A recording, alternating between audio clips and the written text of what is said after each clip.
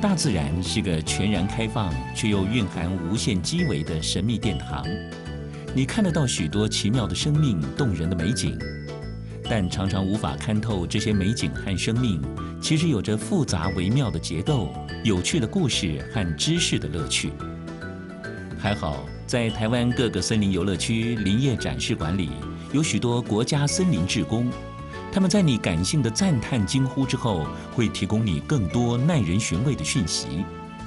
透过他们，你会了解森林和人类息息相关的重要环节，看见台湾的山林如何哺育一整个世代的居民，感受林业文化的迷人风情，以及人们从利用森林到保育森林的艰辛历程。当然，山林里的鸟兽虫鱼，在森林志工的解说之下，也显得独具特色、个性鲜明。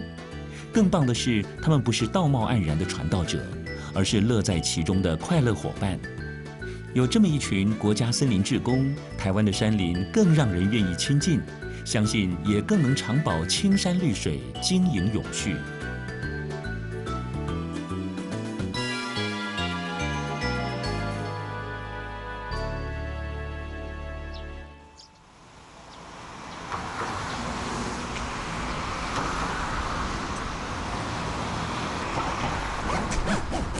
今天要到内湾林业展示馆当解说志工了。通常我到林业馆的话，那么装备就比较轻便，除了相机我必备之外呢，我会带一本图鉴，在车子上面浏览一下。从事爱好，这个摄影以来已经40几年，40几年的时间了，到现在，对他还不能忘情，摄影是我的爱好，是这样子。从张先生的背包可以略窥他严谨朴素的性格。这位在林业单位服务超过40年的前辈，保有林务人一丝不苟、认真敬业的精神，连业余嗜好摄影都玩得头头是道。他拍摄大坝尖山出版的摄影集，是台湾大坝尖山影像的经典之作。此外，他曾经获得全省美展多项奖项，办过多次个人摄影展，还当选新竹县优秀艺术家。13年前退休，同仁希望借重他的林务工作经验和山林生态的知识，于是他又当了10多年的森林志工。由于解说内容和谈吐风范很受欢迎，行程紧凑的和上班差不了多少，让他的退休生活忙碌而充实。他谦虚地表示，由于经常有机会和年轻一辈的自然观察者和专家学者互动交流，让他获益不少。拥有这样的心态，难怪他总是乐在其中。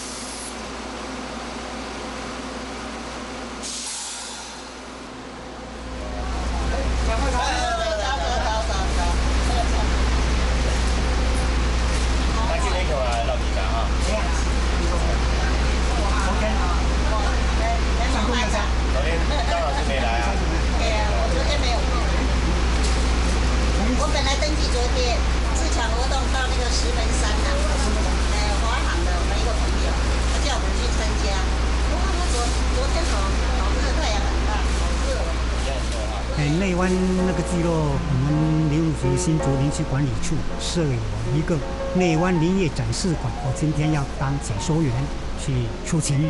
那今天也刚好是内湾林业展示馆成立7周年庆的一个活动。好几年来，一般由内湾聚落的游客会搭游览车到竹东站这边转搭内湾支线小火车，体验一下搭小火车的乐趣。那么从竹东站到内湾站大约要25分钟的时间。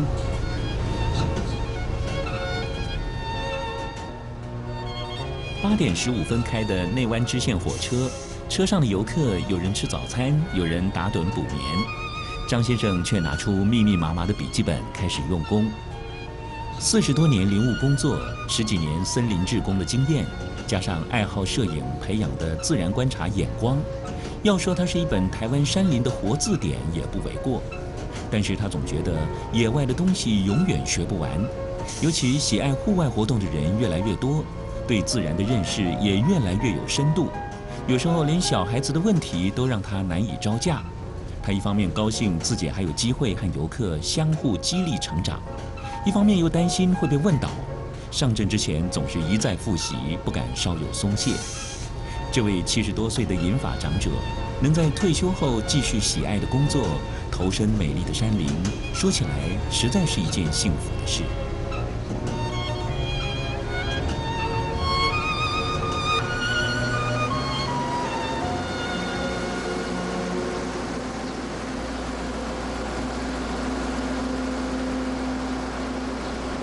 现在内湾聚落是因为林业的发展，慢慢形成这个内湾聚落。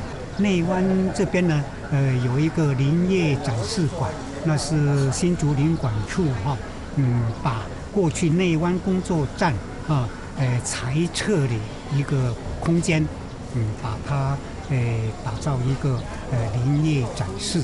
专门有关林业方面的森林生态面的一个展示。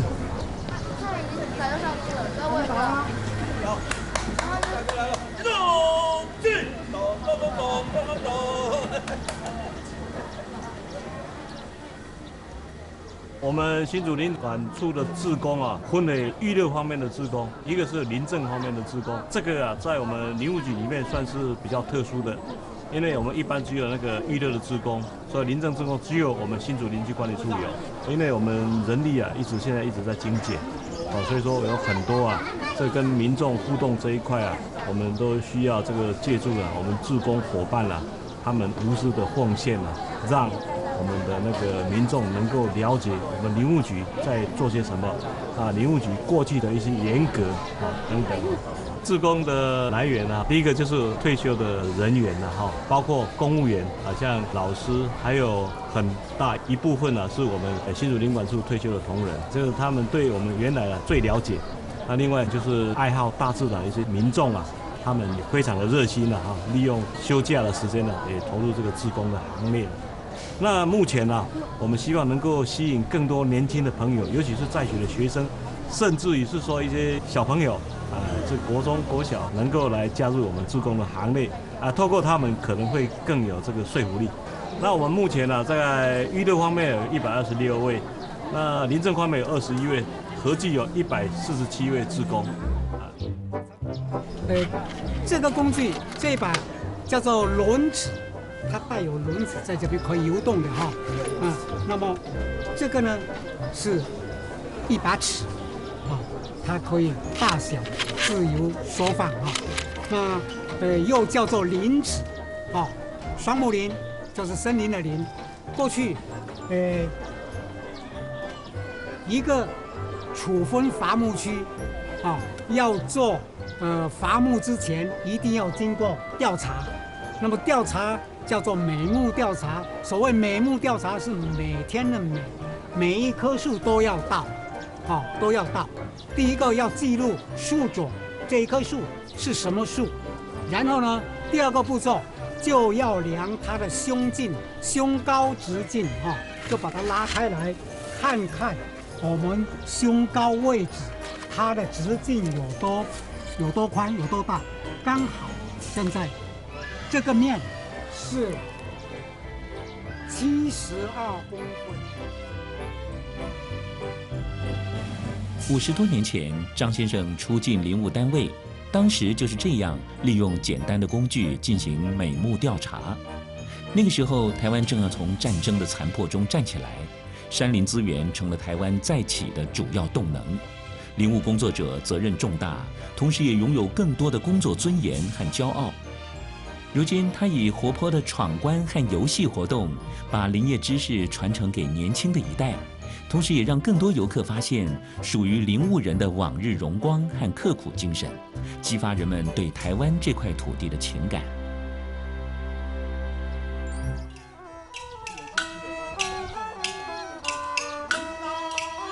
内湾林业展示馆成立7年了，老樟树下，客家北管吹奏得十分热闹，演奏者许多都是老林务人员的第2代，听众也十分入神，这一切都那么亲切熟悉。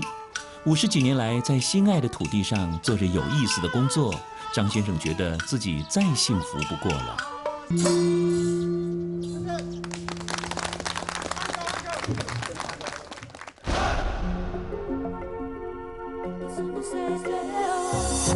台湾林业的历史悠久，早年对国家发展和经济成长颇多注意，近年来则是生态保育和国土保安的中坚力量。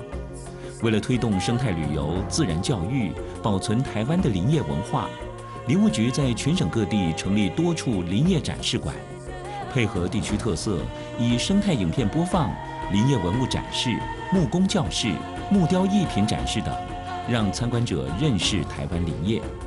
而多数展示馆建筑是由昔日的林业工作站改建，足以保留历史建筑，活化林业记忆。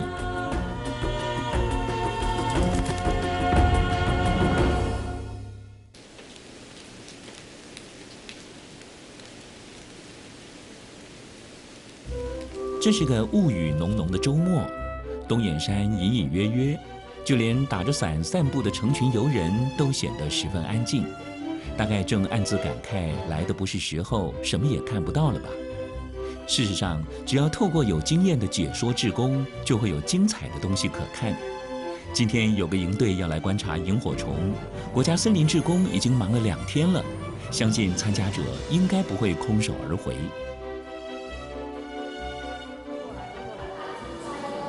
很欢迎哦，今天在这种雾蒙蒙、凉蒙蒙的天气当中啊，来东眼山国家森林游乐区哈，参加这个赏萤的活动哈。那今天从下午2点开始，一直到晚上哈，到晚上8点结束哈，都是由我们4位解说志工来为大家服务哦。那沿途上面，如果各位有什么样的问题的话哈，都可以找我们这4位解说老师。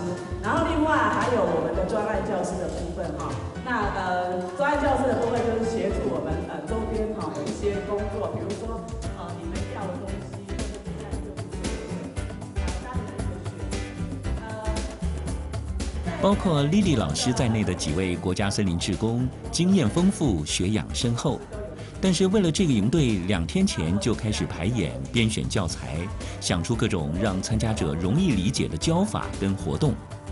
还得注意活动场域的安全，就是希望每位学员都能入宝山满载而回。在精彩的图片和莉莉老师热情带动之下，学员迫不及待地想要到野外观察，而森林志工的本事就在这里见真章了。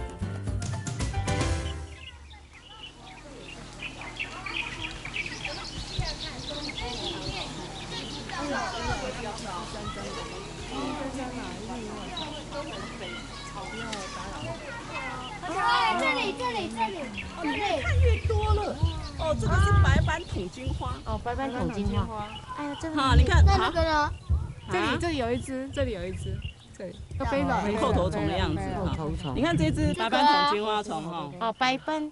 因为它的金花，它的体背上面哈有白色的斑点，为什么叫做白斑筒？就是赤貂上面白色的斑点，然后整个体型是圆筒状的，有没有看到？那大概它这个体长大概有5mm 左右哈。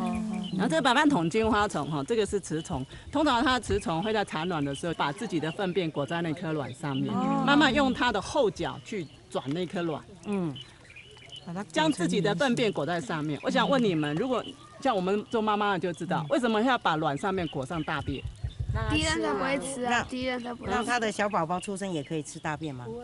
敌人才不会吃食物吗？或者是保护作用？哎，保护它，对对对，嘿，所以它那个卵上面都是裹了妈妈的粪便，啊，过一阵子之后呢，那个卵要孵化嘛，好，它在里面，在那个粪便里面，卵孵化出来的1龄幼虫呢，它有大颚嘛，好，它大颚就把那个粪壳就给切开。那通常在野外的环境呢，那白斑筒金花虫的雌虫会把产完的卵会往地上丢，那个卵只有1mm而已，好，非常非常的小。老师，上面有一只蟑螂。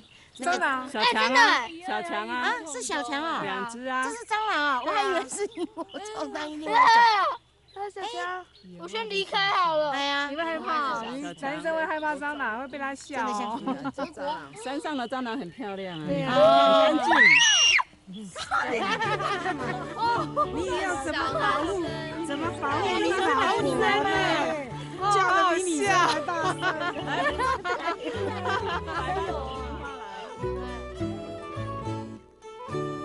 这种场面只是小意思。丽丽老师镇定如常，继续解说。她期待经过她的解说，再多次的观察，无论男生女生都不会再尖叫，而是充满好奇地靠上来细细观察。几年前，丽丽在一次夜间观察的时候，碰触到某一种蛾类的幼虫，奇痒无比，于是找遍图鉴，想要知道那种蛾的名字，从此爱上昆虫，爱上蛾类。另外，他和几位森林志工发现，台湾还没有一本完整的金花虫科昆虫图鉴，于是几个志同道合的伙伴开始野外调查拍摄，至今已经完成3本台湾产金花虫科图志，第4本也即将完稿。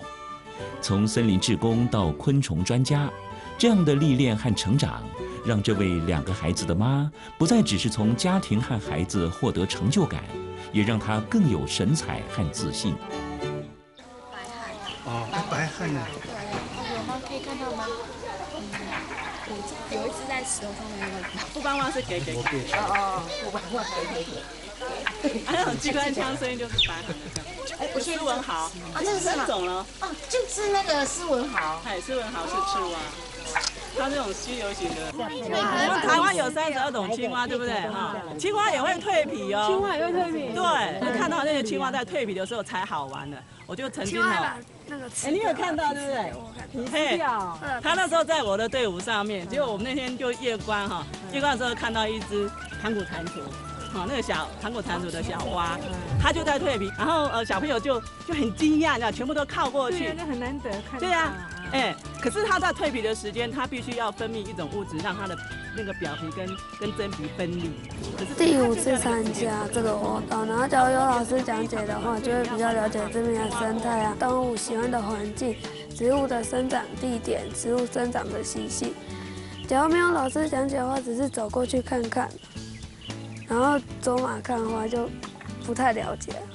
有老师在带领哈，是最大的不同。老师在带领的过程当中，会让我更知道大自然的理念。那到底我们走过去，或者是眼睛看的时候，我以前从来都没有去留意的。可是从这里面都可以看到好多的小生命，然后好多里面的丰富的知识。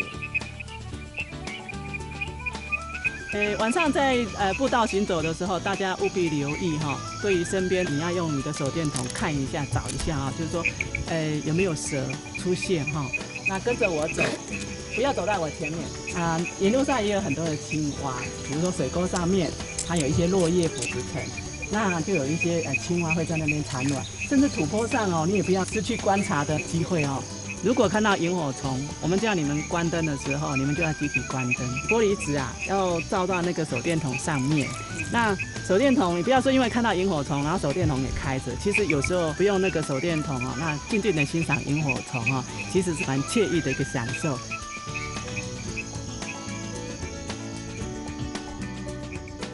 现场的学员里有不少是野外观察的常客，显然是另一种对森林志工的肯定。只是对丽丽老师来说，也成了一种压力。她得多花许多心思，想出不同的解说和活动点子，让每一次演出都带给学员惊喜。这当然也得感谢东眼山国家森林游乐区生态丰富、四时变换的山野，阴晴皆美的森林，每天都有昆虫、鸟类、植物，让森林志工有所发挥。即使是浓雾笼罩的日子，大家依旧满载而归。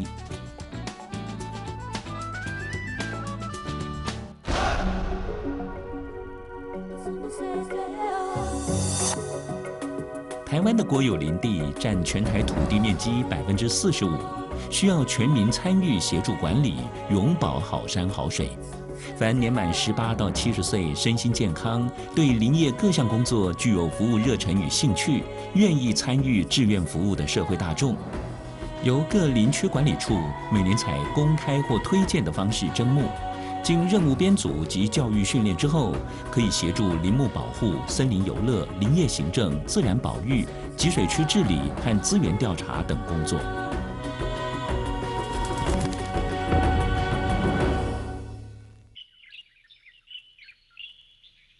因为我本身很喜欢大自然，在学生的时候呢，就一个登山社的社员嘛。那后来的话，又加入那个屏东野鸟协会的行列，然后就对大自然更认识一些哈。刚好又碰上那个屏东林区管理处有在征解说志工，所以就毫不考虑的，毅然决然就参加他们的行列。那就希望说能对台湾的一些自然的资源呢多一点认识，这样子，然后将所认识的东西呢，可以分享给一般的伙伴，然后大家一起互相学习成长，然后对环境的关心就会更进一步这样子，所以就加入那个国家森林的行列。多数人在面对自然美景的时候，大概只是哇一声发出感性的赞叹。事实上，构成这些自然美景的神秘机微、知识的乐趣，甚至和人类生存息息相关的重大环节，往往会带给你更深刻的感动。这时候就需要国家森林志工为你领路，带你进入深邃迷人的自然殿堂。从北到南，从高山到海洋，台湾的国家森林志工无所不在。他们不是传道授业解惑的老师，而是要山要水，乐在其中，也乐于分享的快乐伙伴。欢迎加入森林志工。台湾的山林因为他们好山好水更加耐人寻味，而他们也因为台湾的森林和喜爱森林的游人，生命更加丰富完整。